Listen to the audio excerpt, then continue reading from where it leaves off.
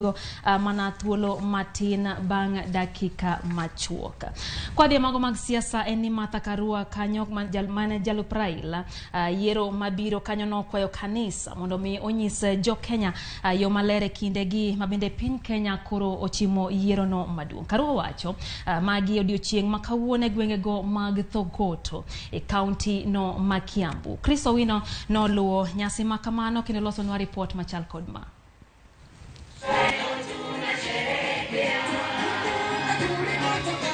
Wende mag pako Ruoth Nyasaye, miel, sigalagala kod ilo opong'o alwora mar kanisa mar PCA Thogoto e kaunti ma Kiambu e kinde nyasi mar dhialo higni 100 mag riwruok mar joma mine midendo ni Women's Guild.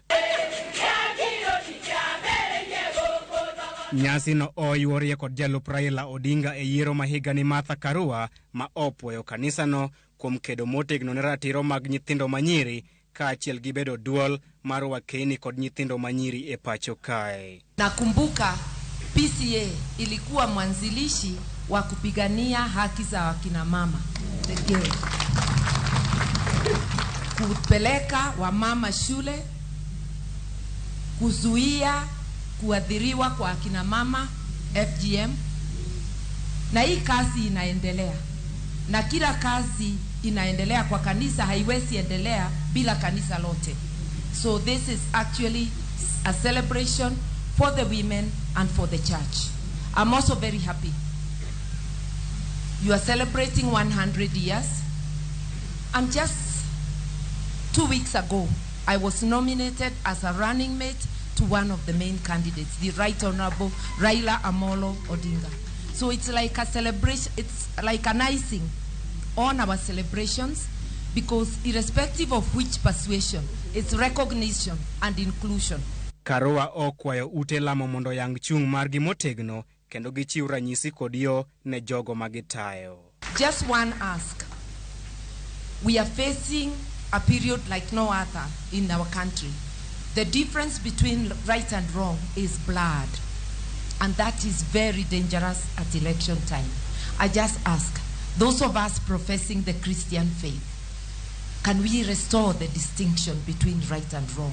That way we save ourselves, we save our country. Ekindeno, jatend kanisa mar PCA pacho kae Thegu Mutahi ochayo josiasa kod jopiny manyayo mibadhi ka owacho ni jopiny nigi ting' mar tieko mibadhi kokalo e tamruok ka omenda mag mit bilie kuom josiasa. We do not need to overburden our leaders here. To tell them when we elect you, deliver the following. It will be obvious. Because when they come to our homes, when they come to our places, we will not cheer them when they have stolen our money. We will not celebrate them if they are thieves. Nyasi no bende oyuore kod josiasa mamoko kaka gavana ma Kiambu James Nyoro kanyakla kod nyawadgi ma Kisumu Ngire Peter Anyang' Nyong'o. Riwruok mar Women's Guild ne ochakore e piny Kenya higa mar 1922 e gwenge mag Tumutumu kaachiel gi Chogoria, kendo sani en kod jokanyo mohew 100 e pacho kae mangima.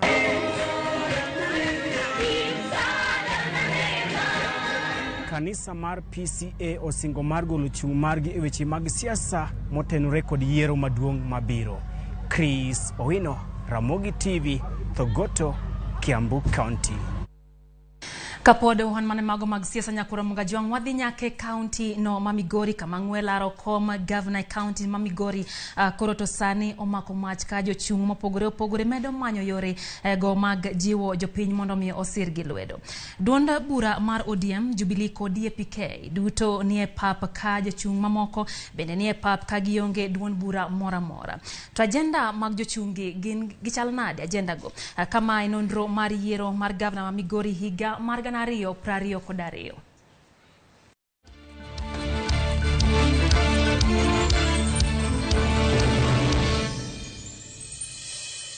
County number 44, County Mamigori en achiel kuom counties manie gwenge mag Nyanza. Migori ogo tong' kod counties mag Homa Bay, Kisii kod Narok kaachiel gi piny libamba ma Tanzania. Makete kama ber mokalo matimo ohala gi jirendege. Oganda ma e kaunti ma Migori bende timo ikruok mar biro yiero jotelo manyalo kelo dongruok ne kaunti no e sectors mopogore opogore. Gie thuolo ni, Gavana matiyo sani Zakaria Kothobado thuolo mare koro dhi karumo. Migori ni kod kuonde chung'od bura 8 kama oting'o Nyatike, Uriri, Kuria West, Kuria East, Suna West, Rongo koda Wendo. Migori bende en kaunti ma onywando dhoudi mopogore opogore ka Joluo, Jokuria kod Abaluya gin moko ma odak kanyo. Jopiny gi duto ni kod dwaro mage kowuok kuom jolar kom gavana ma Migori. Kaka anja pikipiki agombo ni ndara ilosi, dareche ilosi, weche moko machalo kaka scholarship mag governorship wayudi kaka nyocha obado kete, alafu infrastructure bende odhi mbele kaka nyocha timore. Idwani mondo wabede gi gik manyalo loko ngimawa, manyalo miyo vijana yudo pesa moko, kaka kelonwa kambi malosonwa gik moko Migori ka. Migori TTC mondo bed university. Ngima kaka sane oidhoni, giduok nwago kaka ne entiere chien kanyo. Kom gavana ma Migori oyo jochung' bura mamanyo yudo sirwedo kowuok kuom jopiny. Jochungo ting'o chila yako madhilaro komno gi otiko mar ODM, John Dachepesa madhilaro komno gi otiko mar DAPK, Dalmas Otieno mar Jubilee, Rebecca Maroa mar UDA kod Robert Okongo madhichung' kar kende. To ang'o momiyo gidwaro telo no mar kaunti ma Migori? Sani wan gi mashin mar rabuon to pok ochako tich. Wadwa ni rabuondwano olos potato crisp matinde ji chamo mang'eny. Migochwa kanyo ero koro iuse Kenya mangima. Wan gi dhok mang'eny kendo wahero pidho dhok. Ng'eni kaunti ma Migori e kama Jokuria nitie. Jokuria jopith kabisa. To wadwa ni dhoge wagi ichoko gi achoka, titing'o gi titero gi Athi River kata Eldoret, ni kure miyang'o gie, iloge rembgie mikengo gie, kaeto ring'o no ichaki hono ne jokenya. Wadwa ni mashin makurono ma Eldoret kata ma Athi River kata Dagoretino nyaka bed mana Migochwa ka. Wan gi nam, wan gi rech. Ing'eni sani kao rechwano iketonwa vehicles madongo dongo man gi refrigerators. Ni to rechwani itero Thika. Ni Thika kure maang'i ichwere, tikenge, ipile, tikane, to kendo ichaki duoge uso ne jokenya. Wabiro dwaro ni mashin ma Thika no obede dho nam Muhuru ka, mondo wagolo to waloso te, to wakano maber, to watero ne pinje maoko. Sirikal mwadhi loso en sirikal mang'iyo uchumi mamedo nweng'o kuom ji. Wan gi gima iluongo ni lower kuja irrigation scheme. Nyaka ne sirikande ni donji ei 2013, gicha nochak 2010.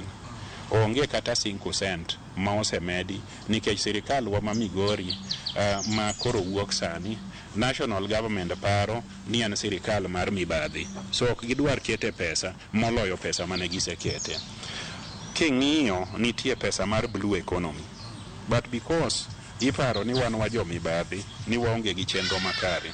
Blue economy wan gi nam kacha matuta ahinya kiwuok Miuru nyaka Sori, nam maber maonge anyuongi. To blue economy oter Mombasa, matin mobiro Nyanza odhi Kisumu. Nikech gane rawere kod mine irango ahinya kaka mago ma josiasa miyo singo kaluwore gi kwan ombulu ma gin go. Wan gi gimiluongo ni brain drain. Anyuola puonji magoli oko, to kosegoli oko miyudo degree makata yudo profession, to kori tiyo oko. Nyiso ni kata mbaka moro matin miduogi goyo gi jodalagi, kinyiso gi gik ma ginyalo timo mondo ngima gi olokre, mondo yuto gi omedre, ok iduogi tim gino. Ka wan gi mpango kaka an gi mine groups mang'eny, to gisechako cooperatives, right? Kora dwani ka medo gi pesa, to kae ma gibiro ole, to johala gogo ohala, jopur timo go pur gino, jotije mamoko be loso go tije, to gidok gichulo kanyo. Sirikal mar kaunti madhi telo ne biro register jolupo te. Biro loso cold storage ei Miuru kocha, biro loso cold storage ei Karungu koni, kendo biro loso barabara manie dho nam kanyo. Biro provide fishing community go te madwaro gi cages kendo gibiro license kuonde mitime cage fishing. Tije mantie machalo mining mar gold gini mang'eny Migori wanene nyithindo go wakonyogi mwanyisogi that trade wamigi kaka dege us gold margi watergi training wamigi tools monigo gitige gold mago kwatimo sendi onge sendi nitie to mpanglio ema samoro nyopoko timore. Dibed ni Governor Masani ikore mar wuok e telo Zachary Okoth bado ni kod mbi moro manyalo yiengo ratil ma siasa Migori. Ngire olang sana mapuonjo siasa e mbalariany ma Maseno. Kolonwa matut pek ma bado kele pau siasa e laro kom Governor ma Migori. Wach mar the support base mar Obado dimi ODM tich matek. Kila yako must work very hard. Wangne ngia hinya jiarioge pesa kod Dalmas Otieno, who is a seasoned politician. Mose timo mang'eny ne jorongo the same way makelungo nying John pesa to jo pinchi ko itike. Jiariogo are strong candidates. Koro perhaps nikech gichungi te kar gi jiadekgi samoro ginyalo miyo ODM candidate tuolo nikech John pesa ne jogene to Dalmas bende jogene support base mare samoro de gimi ja ODM tuolo mondo o kautiko samoro. Ngwelaro kom Governor ma Migori koro to osechakore kaja chung bende ketelela agenda ma engo ne jodak ma county ma Migori. Yiero koro en mar jopiny kodong manandalo machuok kende to piny Kenya dhi yiero madwe maraboro. Lydia Okeyo, Ramogi TV.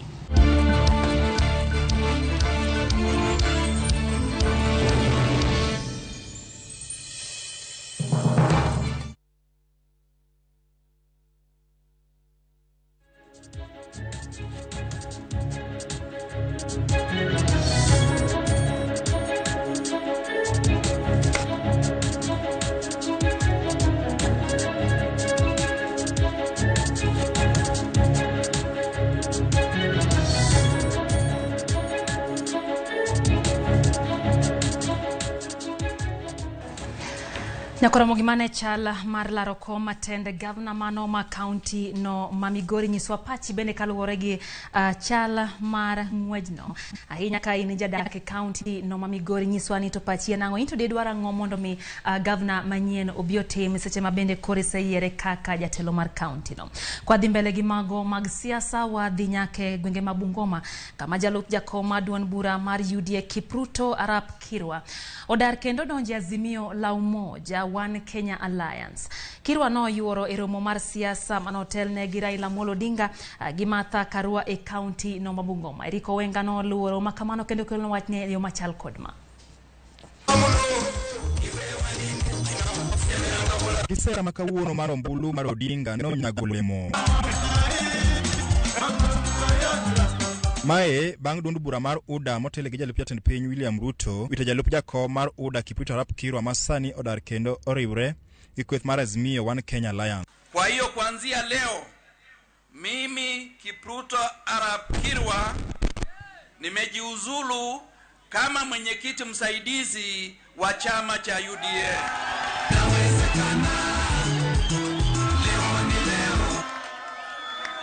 Na nimejiuzulu kwa maana nimeona demokrasia inaenda kupambuka kama tutaruhusu kuwa upande ule mwingine.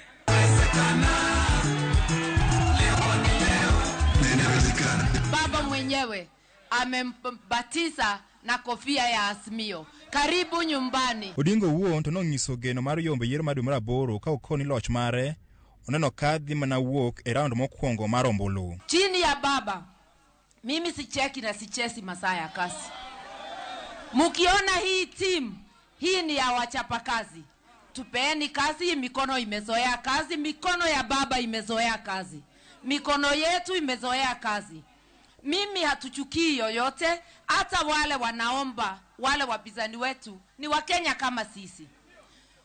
Lakini wewe mzazi kwa nyumba yako, kwani hujui ni mtoto gani uwezi tuma kwa duka pesa isipotee? Sisi kura.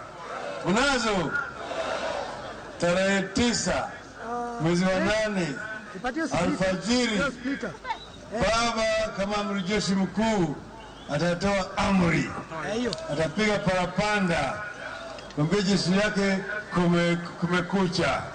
Sawa sawa.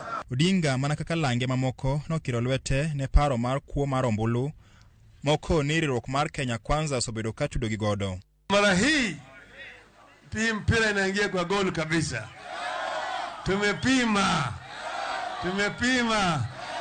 Atumana hata wale wapinzani wetu tayari wameanza kuwa na hali ya wasiwasi. Tumeanza wasiwasi. Wanatetemeka. Lakini waambia mambo bado. Nyinyi mmemshikilia baba miaka mingi hata wakati mlima haikuwa inasikia. Kama mlima imesikia, nyinyi ndio mtawachwa nyuma safari hii. Tushikilie baba, kura zote siwe kwa kikabu ya Azimio. Twende safari moja, tushinde mara ya kwanza na over 60%. Tuwache hii mastori ya watu kulia wakati wa kura. Odinga manolimo gwenge kaka Kimilili, Bumula, Sirisia gi Kabuchai noyango ni pinje mamoko osaikre ne telo mare. Hakuna mahali wale jamaa tayari mambo yao imekwisha. Azimio tayari imefika. Sio? Niko watu wa Azimio. Watu wa Azimio dione kwa mkono.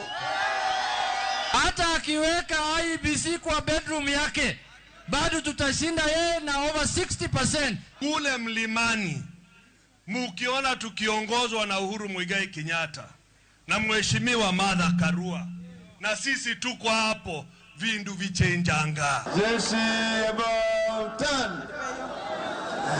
Jeshi fire. Jeshi vijana fire. Ogai mar Azimio la umoja One Kenya Raila Odinga kachiel kod jalupne Martha Karua koro onyiso geno margi seche magitieko limbe ma gwenge ma Western Kenya ni gibiro yombo kod kwanata malo 65 giwiye kuma koro gikwa jopiny mondo ochung kodgi yiero maduong' maboro kendo gikoko kar rombgi. Odinga bende okwero jotelo ma Kenya Kwanza ni mondo giwikre mar rakre kodgi yiero maduong' maboro. Eric Owenga, Ramogi TV, Sirisia, Bungoma County. Nyakora mwekwa keto tenge mago mag siasa wadhi nyake gwengo mag Marakwete kama wangie monj no motima mabendo we konego nyithi school. Jangwen koriwo koda jopuonjre adek mag skund primar matoto negi e monj mar njore ma otimore gwenge ma Marakwet East. Monj no bende oweyo ji 5 gi hinyruok kendo oring kodgi osiptal ma Kapsowar. Jamni makwan gi oheo 400 bende okwale monj no manotim gi kweth mar jonjore. Juma mokalo ji mamoko adek nyocho negi e yo makoch kendo wedegi ikore mar iko ringregi.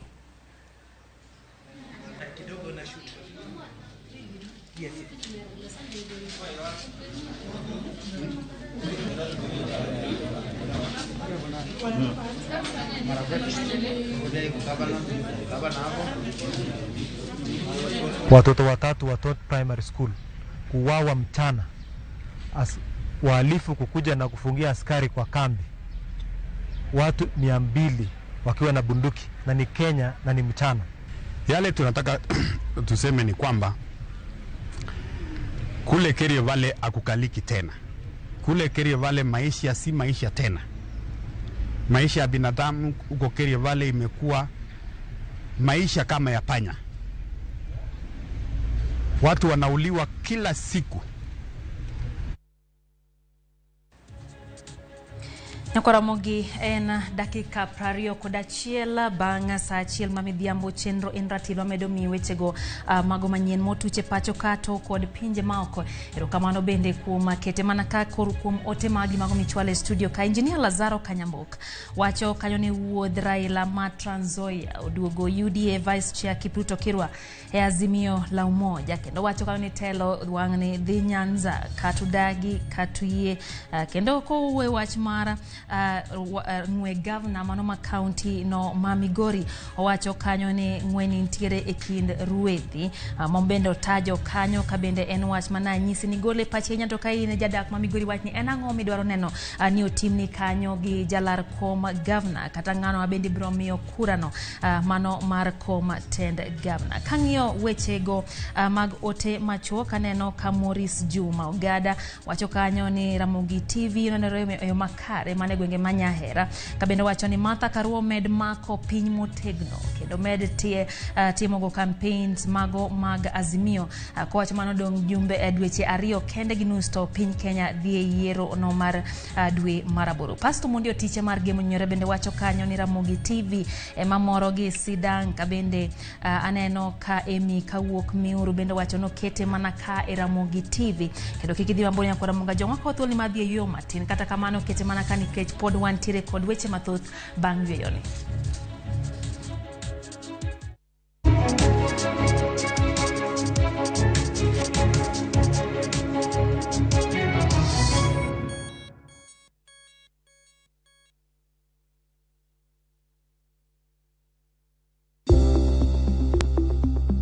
Kinde ma wantie sani, chal mar ngima osebedo achiel kuom ratiro mar dhano. Koro mabor, imedo kilo 10, nikech kimedo kilo, timedo bor. Omiyo wanuoyo kendo watimo nonro matut kaka inyalo rit ngima. Sani giwacho ni 32% of population e Kenya ka nigi tuo depression. Nikech geng'o ber moloyo thiedho. Kik wajoma mine watigi antibiotics kupwa ni laktar okondiko ni. Kikelo ni kod jalony marwa Ruth Otieno. Penj laktar. Wuok tich nyaka tich abich. Saa 12 mamidhiambo.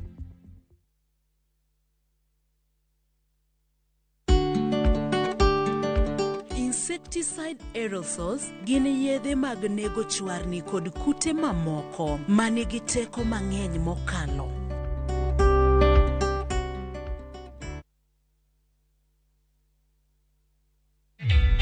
Introducing a new way to earn cash every time you buy airtime. Simply dial *487*2#. Buy airtime, pay for electricity or water bills for you or someone else, and get paid papo hapo.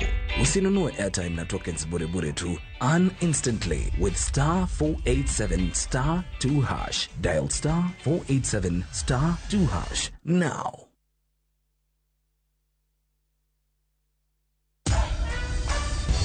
Other insecticides are made of synthetic toxins that are extremely harmful to your body. Bolt is primarily made from natural pyrethrum, which means it's not harmful to your body and is safe to use in your home. Bolt, safe for you, deadly on doo-doos.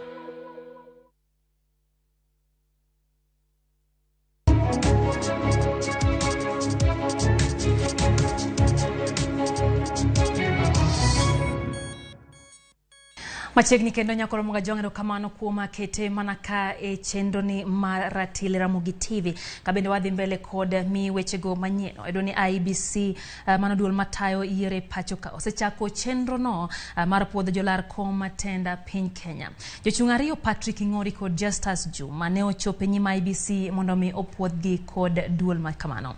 Jochung' 10 kod 8 riedin ni owinjore okalo e puoth ka IBC mondo mi yangi kagi chopo kare dwaro margi no mar yiero. George Bati ni kod ler mathoth. Mondo gichop dwaro mar chik kendo keto ikruok makare ni yiero madwe maraboro. Duol ma ochung' ne yiero IBC ochaka yanga chenro mar puodho jochung' 18 malaro kom 10 piny Kenya. Ka nying jatend od bura mar Wiper Kalonzo Musyoka bende en achiel kuom jotelo manie listi mar IBC. Bang' ne chwalo tese ma oting'o sei kod nonro mag jogo ombulu masiro gi lwedo. Jochung' 18 go biro yango ka bende nying gi biro bede debe tok tarik 6 dwe mar 6 e kinde ma chenro no biro ruma yanga Bomas of Kenya. Kaluwore gi chenro mar IBC, jachung' kod otiko mar Azimio la Umoja One Kenya Raila Odinga biro chopo Bomas mondo puodhe Jumapil tarik 5 dwe mar 6. Ma biro timore ndalo achiel kende bang' jatend duond bura mar UDA William Ruto bende chopo nyima IBC ngeso tarik 4 dwe mar 6.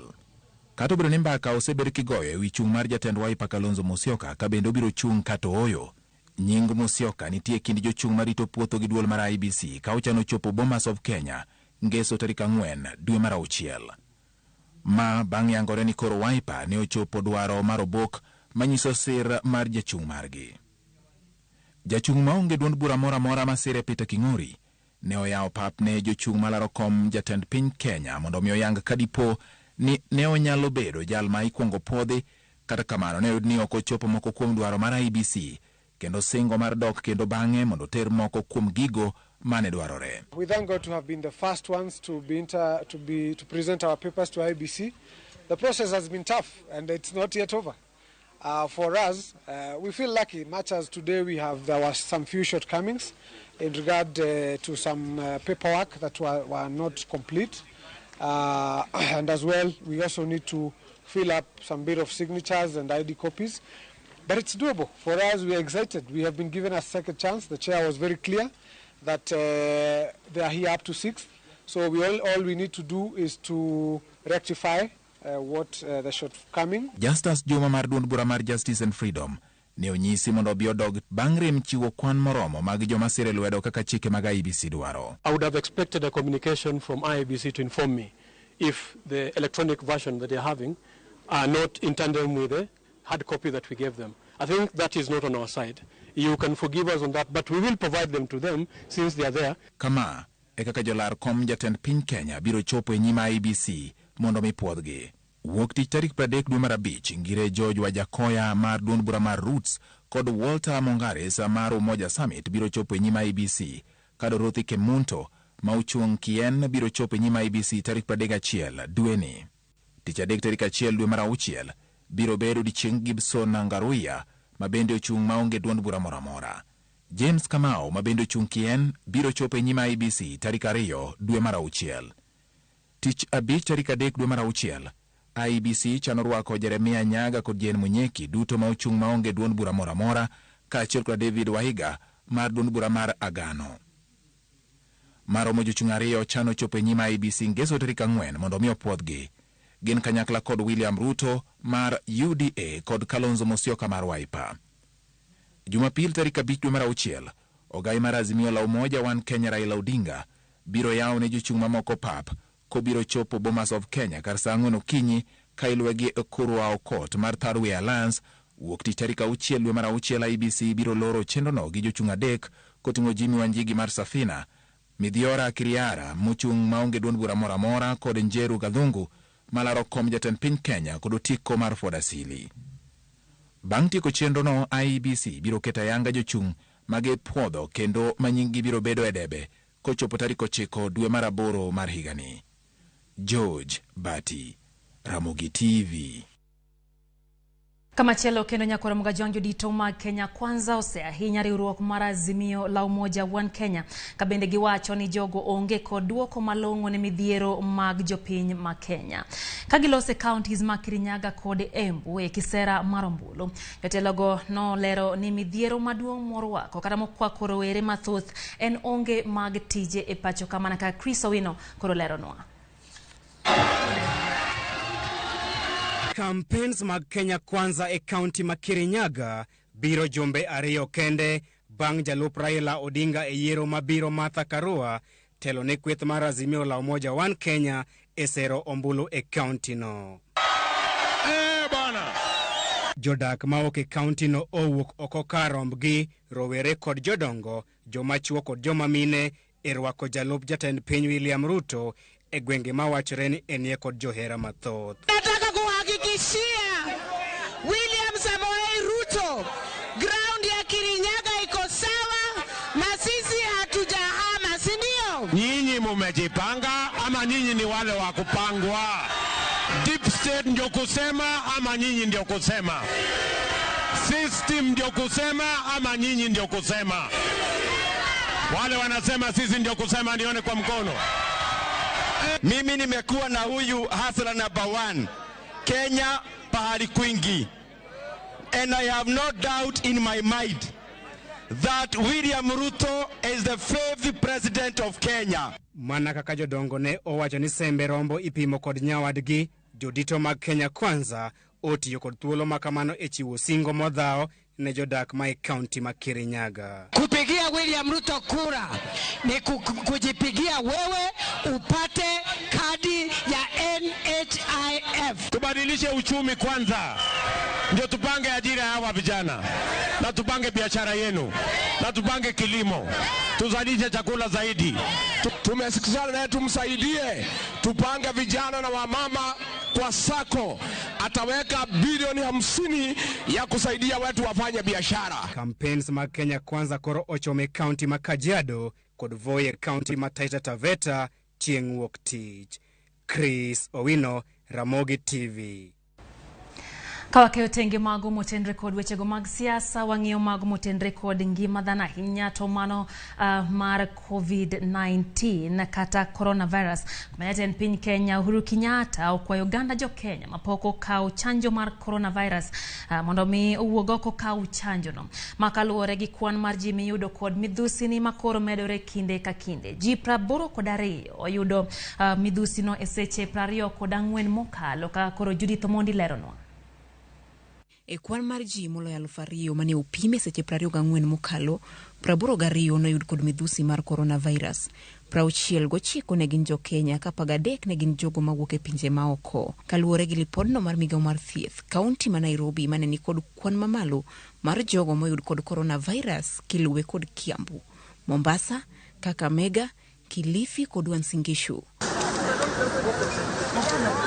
Lipodno mar migawo mar thieth manyiso ni kwan mar jogo magamo midhusi mar coronavirus osebedo ka medore e thuolo mar jumbe 2 mokalo. Jatend piny Kenya Uhuru Kenyatta onyiso luoro mare kendo kojiwo jopiny ni kik jwang' chike mag kedo gi coronavirus. Wengi wanaona kama ugonjwa umepotea. Hujapotea, na ni vizuri kama Wakenya tusifikirie ya kwamba ugonjwa umeisha turudi maisha ya kikawaida. It is not. It is still there, and it still poses a great danger to each and every citizen of this republic and of the globe.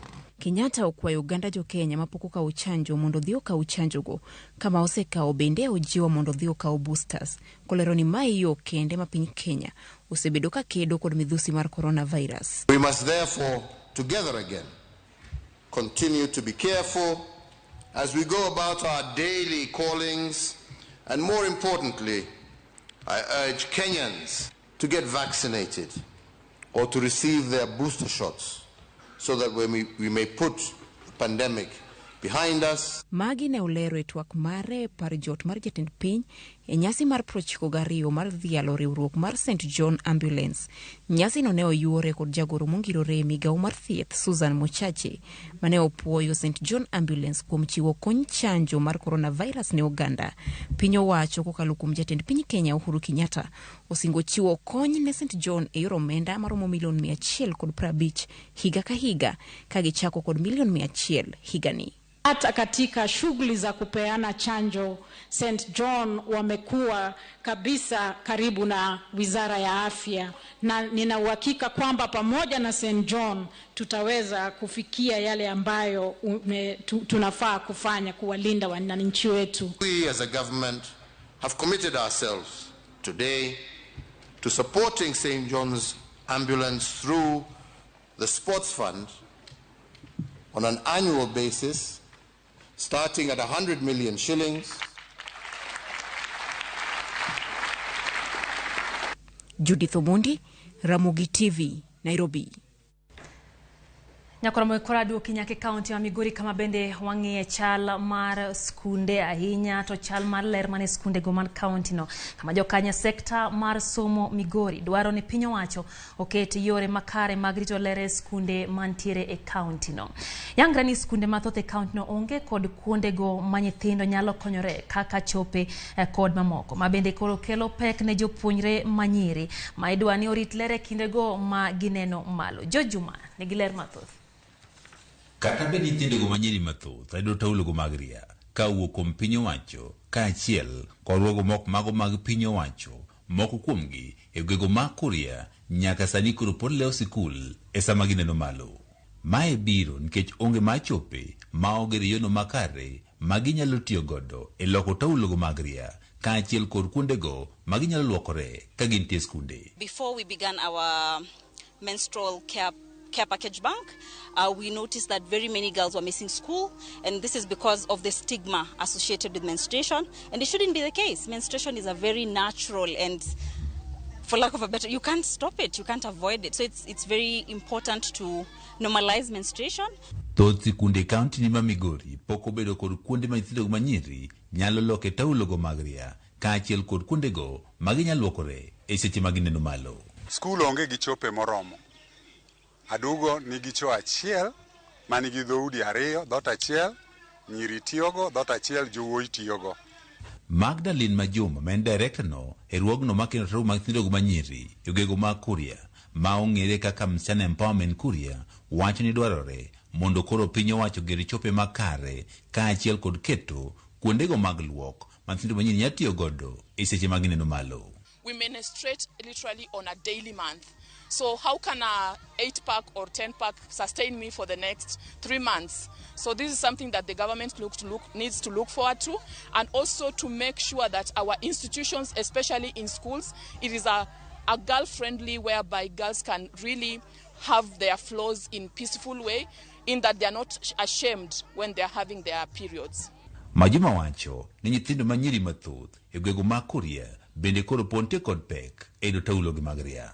Or menstrual care products is a luxury that most girls do not get in our rural areas and also even in urban centers. The government as a whole to ensure that enough resources are pumped and channeled to making sure that we have sanitary menstrual care as a thing that girls can easily access within their reach or within their locality, within their institutions, and especially in schools. Jakedo ndatogo mathindo manyiri e gwego mag Kuria Cecilia Ndegwa wacho ni bende koro ber ka nengo mag taulogo mag ria koro iduoko piny. Very many girls are unable to even afford, leave alone even access, because we would think most of the products are easily accessible, but they are not. And again, it becomes a question of how safe are even the products that we're using. Dwaro bende nitiere ma jiwo jonyuol mondo kony nyithindgi manyiri e rito ler e kinde ma gineno malo. Ensure that nyithindo nigi pi ma gitiyogo ndalo ma gin e dwe. Jok makita trogo mag nyithindo go manyie gwengo mag Kuria wacho ni thoth nyithindo manyiri gi koro lewe skul sembe bende koro gineno malo kabe dwaro mar gima duong' en ni ber ka koro piny owacho biro kod okang' makare ma nyithindo manyiri gi odo taulogo mag ria. Juma, Ramogi TV, Migori. Nyakoro koya e kaunti no ma Migori wang'iye mago motudre kod wechego mag ohala kama jopiny nolalo omenda moingo siling milion 200 e chenro mar piny owacho mane geto kelo fuong'ruok e nengo mar gas no mitedogo. Janon buge omenda mag piny owacho Nancy Gadhungu koro wacho ni omenda makamano nochul kembe mane olosa guche gas maricho mane ok nyal tigodo kendo. Okang' mano rocho chenro mane idendo kaka Mwananchi Gas. Jafo marwa Edino Koth mano mang'iyo wechego mag ohala miyo waler mathoth. Chenro mar Mwananchi Gas mane geto duoko nengo mar kilo auchiel mar aguch gas ma itedogo nyaka siling 2,000 osekale midhiero mathoth. Kendo janon buge mar omenda koro wacho ni lal medo neno. Siling milion 125 mane ochul kembe ariyo mondo los aguche gas mane idhi tigo e chenro no koro oselal bang' kembe go los aguche gas maricho mamoko ne nyalo kelo ne jogo matiyo kodgi midhiero mar mach. Janon buge omenda mag piny owacho Nancy Gadhungu wacho ni migawo mar modhi ne otiyo kod omenda maromo siling milion 10 e timo nonro ne aguche gas mane kembe ariyo go uso eka nofwenygi ni giricho. Atamalo 76 kata aguche gas maromo 79,000 ne oyud ka ok beyo. Bad migawo mochung' ne weche mag modhi bende wachore ne otiyo kod siling milion 77 marach kama ne ginyiewo dhoge aguch gas magolo mach 20,000 mondo tigo e chenro no, kama omenda ne ochul kata ka mwandugo pok ne okel. Kamano ne otime tok chik. Chenro no mane timo kokalo kuom kambi mar uso modhi mag nyamburko mar piny owacho National Oil ne geto choro mwandu no machiegni kod gwenge kaka yo maduoko piny tedo ma itimo kod yien kata makaa ma bende medo ketho alwora. Jolony bende wacho ni tiyo kod yien kata makaa e tedo en achiel kuom gigo mamiyo oganda gamo tuoche mag kor. Ka bende atamalo 75 kuom jogo modak oko mar bombe pod tedo kendo kod yien kata makaa kaluwore kod kwan mag piny owacho. Kembe ma uso gas ma itedogo osebet ka medo nengo mwandu no ka giwacho ni lweny mane omuoch e kind Ukraine kod Russia dweche 3 mokalo osemiyo mwandu no nengo ne oidho. Jous mwandu no magole piny mar Tanzania bende koro wachore ni nyalo medo nengo mwandu no bang' bedo kod ywaruok kod migawo mochung' ne choko osuru KRA e osuru ma igolo ewi mwandu no. Kuom ndalo 20 mosekalo, loche moting'o gas osemoko e kiewo mar Kenya kod Tanzania, kama moko kwa mwandu no madonjo koro biro gi nengo mamalo. Hizo gari za gas imekwama hapa Namanga almost a month. So serikali wamesema watatuachilia, hata hivyo tuko na hope, wameachilia gari kama 3 hivi. Wamesema hizo nyingine ndo bado ziko katika release. Kwa hiyo I hope maybe very soon watatuachilia tu. Hapa kuna wengine wamekaa kama wiki 3, wengine wamekaa maybe kama wengine wanafika karibu mwezi. Chako redwe mara deki gani. Nengo mara guch gas osebet kaidho. Kama wila gulu matin mar kila uchiel. Sani uso komo menda ma ok tin siling 1,500. Agulu mar kila pagade kaingo. To ponge gi gas koro kawo menda ma ok tin siling 3,300. Modong koro eneno ni okang' mane ma ibro kaw ne jogo manutiyo kod omenda ma jopiny marach. Ma orocho chenro mageto bero ngima kendo kelo fuongruok ne oganda mathoth mapotiyo kod yien kata makaa e tedo chiemo. Edwin Okoth, Ramogi TV, Nairobi.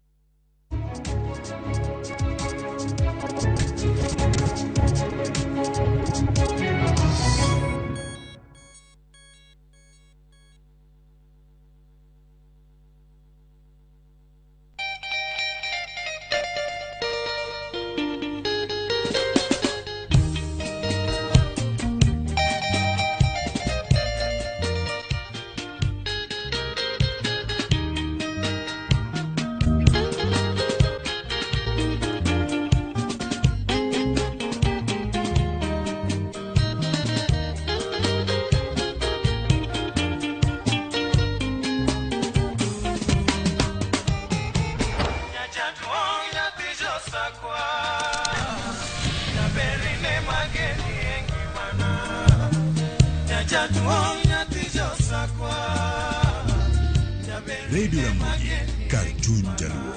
Radio Ramogi.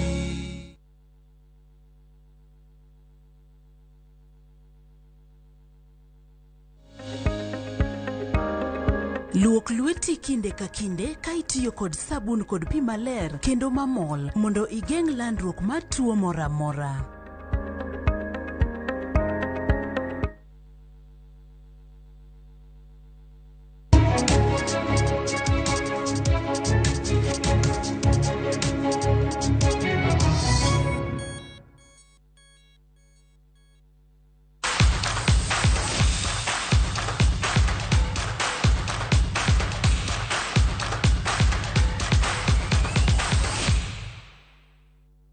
Machiegni kendo nyakura mga jongero kamano kuom kete mana kae Ramogi TV wadhi nyaka pau tuke wang'e mago motuche wechego mag tuke kama jalocha nyaderie tuke mag Olympics Faith Kipyegon